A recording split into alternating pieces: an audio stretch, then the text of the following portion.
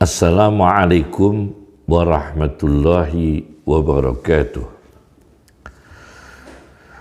Bismillahirrahmanirrahim. Hamdanillah, salatan wassalaman ala sayyidina Muhammad ibn Abdillah Rasulillah wa ala alihi wa sahbihi wa man tabi'a hudah, amma ba'd. Manusia diberikan umur oleh Allah Subhanahu wa ta'ala. Semakin hari tambah umur yang dilalui. Tahun baru Hijriah atau tahun baru Masehi atau Miladiyah, manusia berada di tahun yang baru dengan harapan amalnya lebih baik daripada tahun sebelumnya. Tambah umur, tambah kualitas imannya, kualitas ilmunya, kualitas amalnya, kualitas ibadahnya. Manusia ketika umurnya di penghujung, yakni menghadapi kematian, manusia terkadang atau banyak mengalami kematian yang buruk, akhir hayat, akhir kehidupan yang buruk, yakni su'ul khatimah. Al-Imam Al-Ghazali di dalam kitab Ihya'u Ulubiddin terbitan Darul Minhaj mengupas panjang lebar tentang su'ul khatimah, keburukan akhir kehidupan manusia. Di jilid 7 di halaman 572, Al-Ghazali membagi keburukan kematian manusia, keburukan akhir hayat manusia atau su'ul khatimah, dikarenakan kualitas keimanan dan akidahnya mengalami keraguan atau bahkan pengingkaran, tidak ada iman sama sekali, tidak punya tauhid, pengingkaran asyak, keraguan, al-juhud, pengingkaran. Apabila manusia mati dalam pandangan Islam dalam keadaan ragu-ragu dan mengingkari kebenaran yang disampaikan oleh Allah Subhanahu wa ta'ala dan dibawa Rasulullah sallallahu alaihi wasallam, maka manusia ini mengalami su'ul khatimah, mati yang buruk akhir hayat. Kemudian golongan ini merupakan golongan yang dalam teologi Islam mendapatkan al-azab al-mukhallad, siksa yang kekal. Sedangkan su'ul khatimah yang kelas kedua adalah orang yang hatinya dikuasai oleh hubbu amrin min umuri dunya, cinta perkara dunia, wa syahwatin min syahwatiha, syahwat dunia telah menguasai hatinya. Fayattafiqu qabdu ruhihi fi tilkal hal, maka bertepatan ketika pencabutan nyawa, dia sangat mencintai dunia, dia sangat syahwat dengan dunia, dan ini orang mengalami su'ul khatimah, keburukan akhir hayat. Karena apa? Hatinya itu tenggelam dan menundukkan kepalanya pada dunia, wajahnya ke arah dunia, bahkan wajahnya ini berpaling dari Allah Subhanahu wa ta'ala. Akan tetapi jika orang ini masih punya iman, masih punya tauhid, masih punya akidah, percaya, meyakini apa yang disampaikan Allah dan Rasulullah sallallahu alaihi wasallam, maka punya iman, kata Al-Ghazali di halaman 573 di jilid yang sama, apabila imannya itu mencapai standar misqal, maka dia di neraka sementara, hanya dalam waktu yang sebentar dia akan dikeluarkan dari neraka karena masih punya iman, atau cukup lama di dalam neraka, tetapi karena dia punya iman, pada akhirnya dia dikeluarkan dari neraka. Ini akidah ahli sunnah wal jamaah. Akan tetapi jika orang yang beriman itu meskipun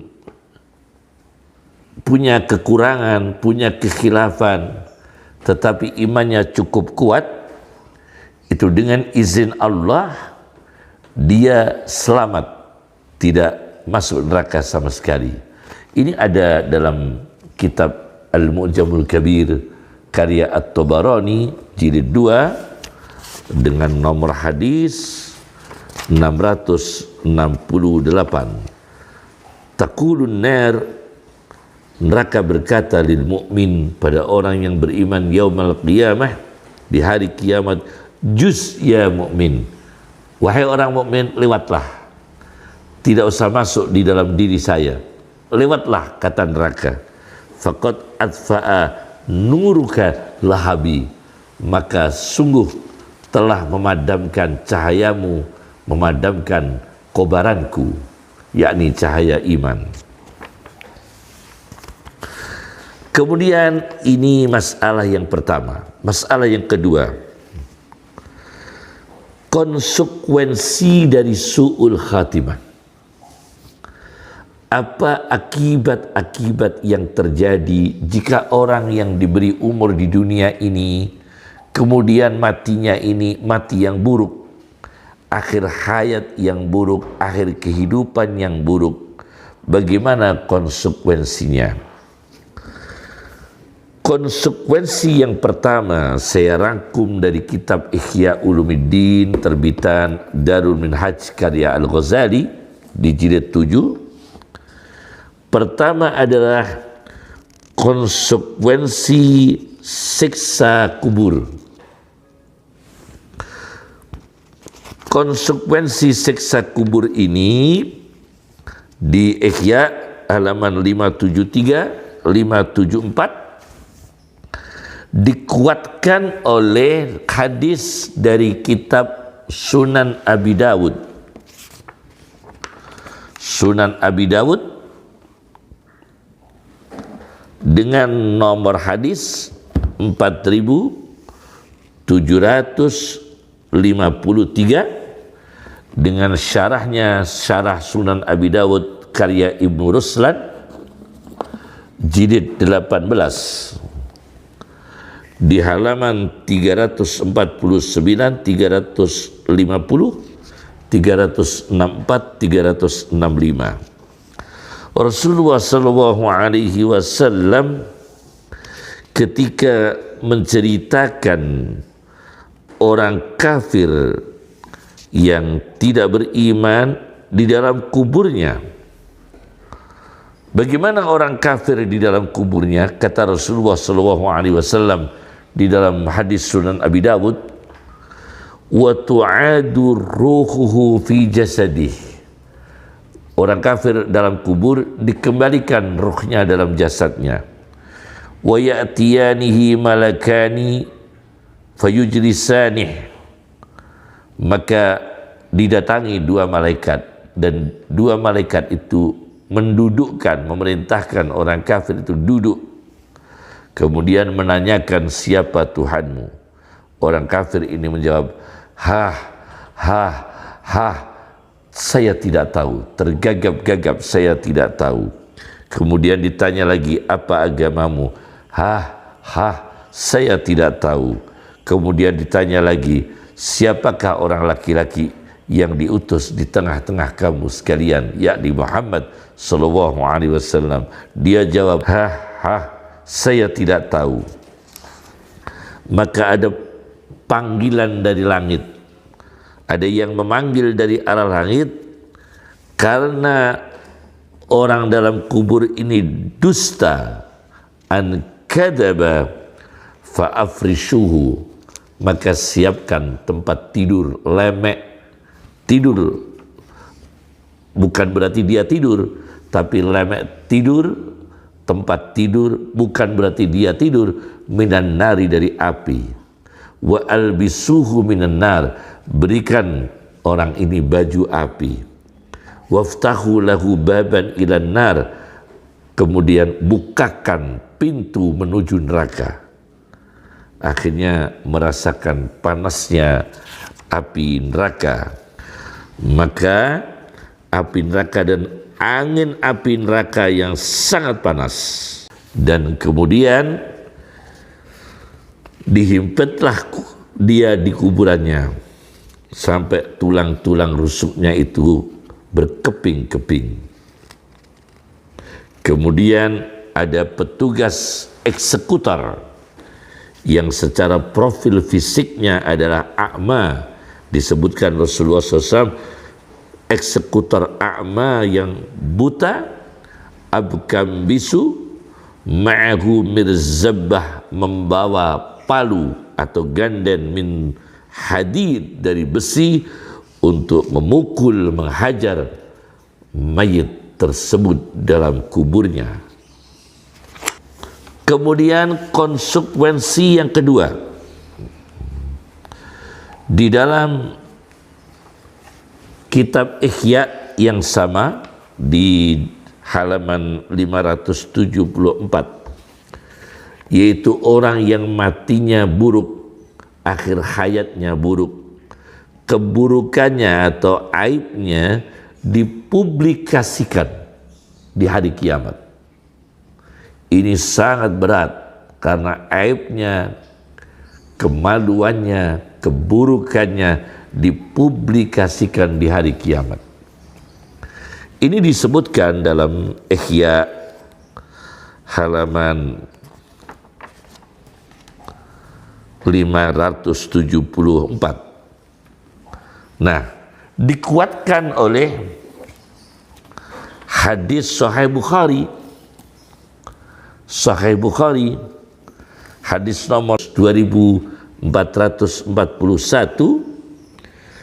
Rasulullah SAW bersabda, wa ammal kafiru wal munafiqun, dan adapun orang kafir, orang-orang munafik, fayaqulul ashhad, maka para saksi berkata, haula'il ladina kadzabu ala rabbihim, mereka inilah yang dusta kepada Tuhan mereka.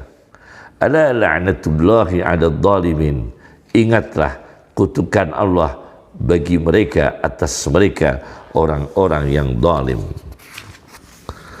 Kemudian dikuatkan lagi, yaitu keburukan orang yang su'ul khatimah, matinya buruk, keburukannya dipublikasikan di depan umum.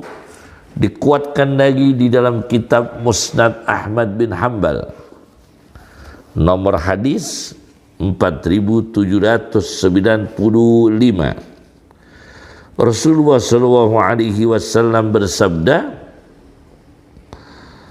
man intafa min waladihi liyafdahahu fid dunya, barang siapa yang tidak mengakui anaknya, menafikan anaknya, liyafdahahu fid dunya, untuk membuka aib anaknya sendiri, mempermalukan anaknya sendiri di dunia, fadahahu wahu yaumal qiyamah ala ru'usil asyad, maka Allah akan membuka aib orang tuanya yang membuka aib anaknya sendiri, akan dibuka oleh Allah di hari kiamat.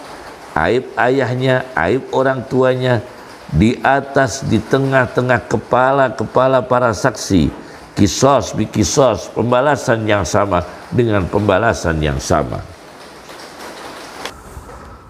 Konsekuensi su'ul khatimah, buruknya akhir hidup, akhir hayat. Konsekuensi yang ketiga adalah ketakutan menghadapi polisi penjaga neraka, atau Imam Ghazali menyebutnya dengan wahauduz zabaniyah, dan rasa takut menghadapi polisi penjaga neraka. Zabaniyah ini dikuatkan oleh satu hadis dalam kitab Musnadul Firdaus karya Ad-Dailami, hadis nomor 3376. Az-zabaniyatu yaumal qiyamah, polisi penjaga neraka pada hari kiamat lebih cepat bergegas segera ila fasaqati hamalatil Quran, untuk menghukum, untuk memberikan sanksi, untuk mengeksekusi para penghafal Al-Quran yang fasik, yakni hafal Quran bertentangan isi Qurannya sendiri, faham Al-Quran, ahli Al-Quran, cara hidupnya, akhlaknya, pola fikirnya, akidahnya bertentangan dengan Al-Quran sendiri. Ini polisi-polisi penjaga neraka lebih cepat menghukum mereka minha, daripada polisi-polisi penjaga neraka menghukum ila abadatil awsan wan niran, pada penyembah-penyembah berhala dan api. Fayaquluna, maka polisi-polisi neraka, yakni penjaga neraka, berkata, laisa man alima kaman la ya'lamu, tidaklah sama orang yang berilmu, sudah tahu Quran, sudah hafal Quran, sudah faham Quran, tidaklah sama dengan orang yang tidak berilmu.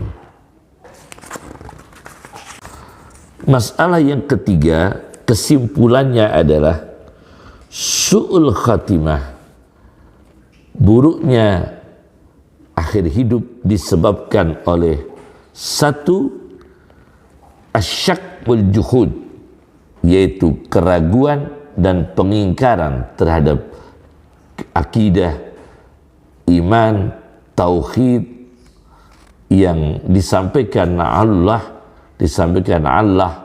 dan Rasulullah SAW. Misalnya Al-Ghazali menyebut di sini halaman 575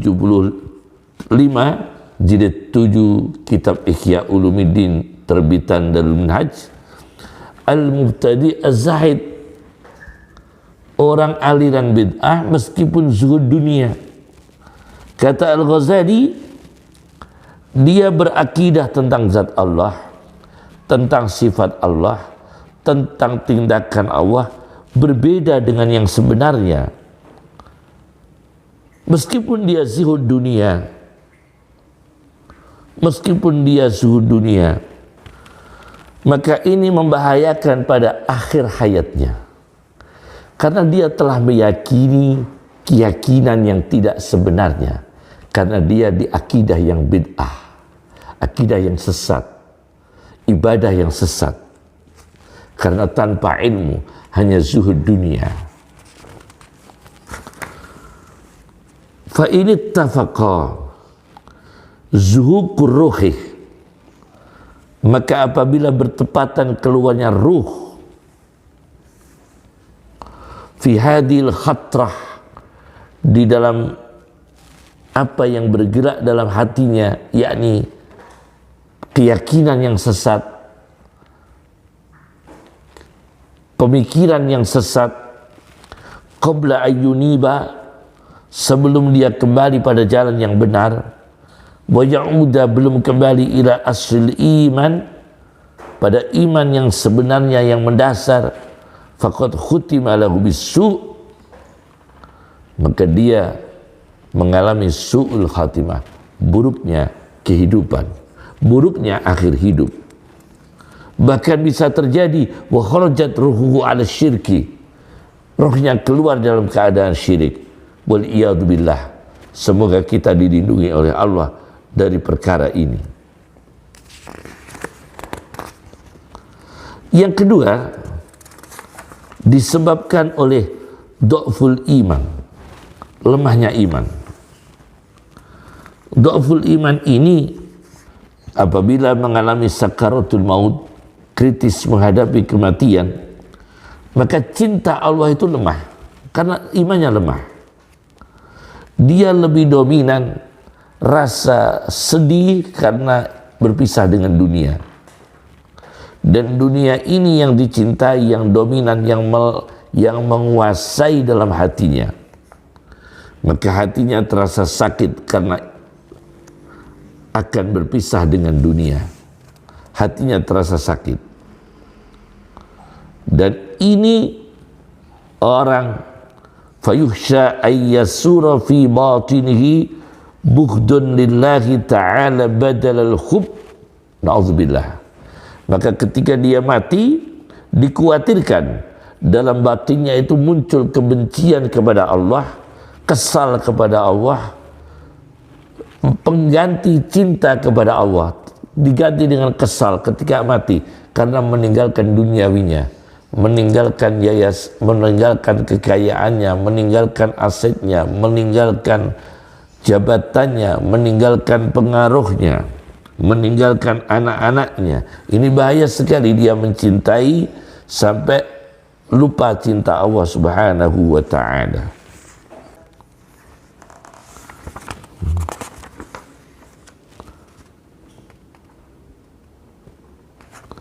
Lemahnya iman adalah termasuk maksiat yang berturut-turut.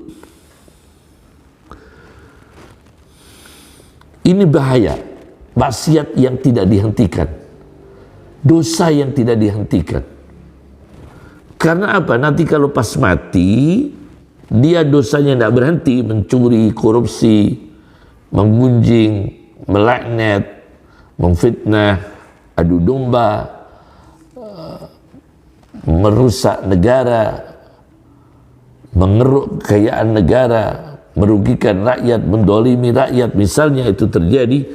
Wa jami'u ma alifahul insan fi umrih, seluruh apa yang menjadi kebiasaan manusia di dalam umurnya, ya'udu dzikruhu ila qalbihi inda mautih. Kata Al-Ghazali, Ihya halaman 582, maka memori itu akan muncul pada hatinya ketika dia menjelang kematian. Ketika dia menjelang kematian, memori muncul. Ingat apa-apa yang pernah dilakukan, apa-apa yang menjadi kebiasaan, keburukan yang dibiasakan. Nah, kalau dominan adalah cinta ibadah, maka ketika mati, memorinya adalah memori kebiasaan ibadah. Kalau dia suka melakukan kejahatan, kedoliman, apalagi membunuh, membantai, apalagi mengintimidasi orang yang tidak bersalah, menganiaya para ulama misalnya, apabila itu terjadi, maka dia ketika mati, memorinya adalah apa yang biasa dia lakukan, yaitu kejahatan, keburukan.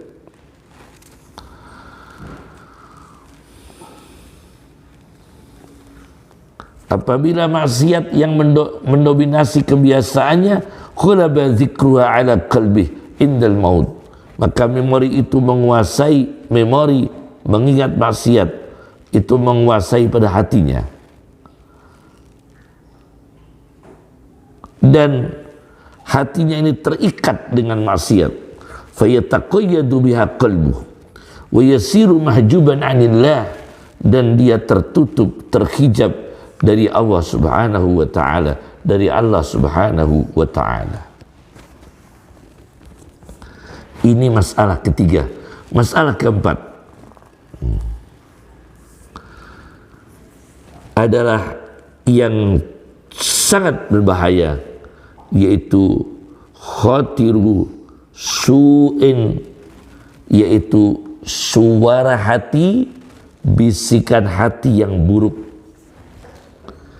Detik per detik menjelang kematian, asalnya imannya kuat, ibadahnya kuat, ilmunya kuat, tapi detik per detik menjelang kematian muncul khatirus su', pikiran yang buruk terhadap Allah, buruk terhadap Islam, buruk pikirannya. Ini berbahaya pada kematian, su'ul khatimah. Al-Ghazali mengutip satu hadis Nabi SAW.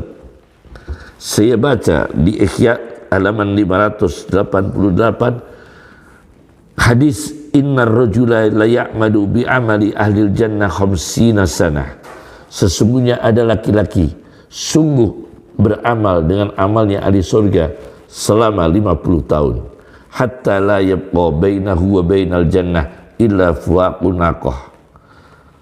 Sehingga tidak ada jarak antara dia dan surga kecuali fuwaqun naqah, waktu antara dua perahan susu onta betina, kecuali hanya waktu antara dua perahan susu onta betina, hanya beberapa detik. Fayuhtamu lahu bima sabaqa bihil kitab, tapi dia diakhiri dengan takdir qada Allah, dia su'ul khatimah, maka dia matinya tragis, tidak mati yang baik, yakni su'ul khatimah, akhir hayat yang buruk. Na'udzubillah min dzalik. Hadis ini ditulis oleh Al-Ghazali dalam kitab Ihya Ulumuddinnya. Saya baca dengan redaksi yang agak berbeda di kitab Al-Mu'jamul Awsat karya At-Tabarani. Kalau tadi Al-Mu'jamul Kabir, ini Al-Mu'jamul Awsat. Ada juga Al-Mu'jamul Saghir. Tiga-tiganya karya At-Tabarani. Al-Mu'jamul Awsat di hadis nomor 2469. Di sini innar rajula, hadisnya innar rajula la ya'malu bi amali ahlil jannah sab'ina sanah. Sesungguhnya ada laki-laki sungguh beramal amalnya ahli surga sab'ina sanah, 70 tahun. Kalau di Ihya 50 tahun, 70 tahun. Fayuhtamu lahu bi amali ahli nar, tapi pada akhirnya dia dipungkasi dengan perbuatan ahli neraka. Fayakun min ahli nar, fayakunu min ahli nar, maka akhirnya dia menjadi ahli neraka. Na'udzubillah min dzalik. Semoga kita diberikan tambah umur yang berkah dengan tahun yang baru ini, tahun baru Hijriah, khususnya tahun baru, khususnya tahun baru Hijriah atau tahun baru Miladiyah. Semoga kita tambah umur dengan berkah, meningkat imannya, meningkat ilmunya, meningkat ibadahnya, meningkat amal solehnya, dan kita tawaffana muslimin, kita dijadikan oleh Allah, ditakdirkan Allah husnul khatimah, berakhir hidup yang baik, mati dalam keadaan Islam, iman dan ihsan, beramal baik terhadap muslim maupun non muslim, terhadap manusia maupun binatang maupun tumbuhan, terhadap alam semesta. Assalamualaikum warahmatullahi wabarakatuh.